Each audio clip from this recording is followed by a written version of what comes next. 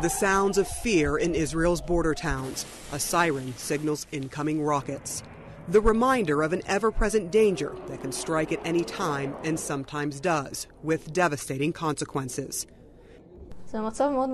You don't know where and when it's going to get you, she says. You're worried about your family and people you know. Here along the Gaza border, safety is a top concern. The government of Israel must to go on with this war to stop for good.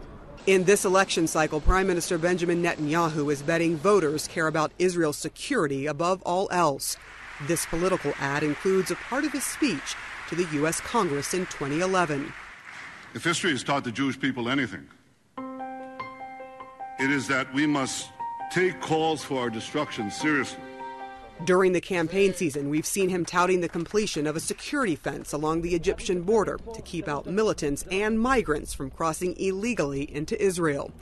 Netanyahu also promised a similar fence along the Syrian border, saying it is needed to thwart jihadists. Israeli residents are all too familiar with the changing landscape around them. The madness in Syria, a place with chemical weapons, the upheaval and changing leadership in Egypt, the threats from Lebanon, which sent a drone to spy on Israel last year, the frustration and anger directed at Israel from Gaza, and the highly publicized worry Iran may be obtaining a nuclear bomb. But some of the 33 other political parties vying to lead the government think something else is capturing voters' attention. Mass rallies in Tel Aviv in 2011. Israeli citizens vocalized their discomfort with Israel's high cost of living and lack of affordable housing.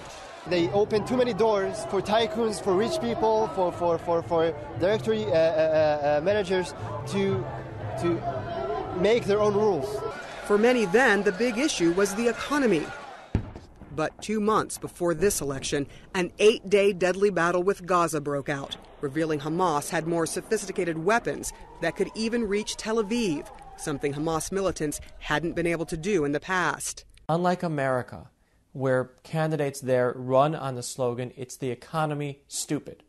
In past elections in Israel, politicians had to be stupid to bring up the economy. People were voting the opposite of what made sense for them economically because they were voting on the issues of war and peace. And analysts say that may be the case again this election.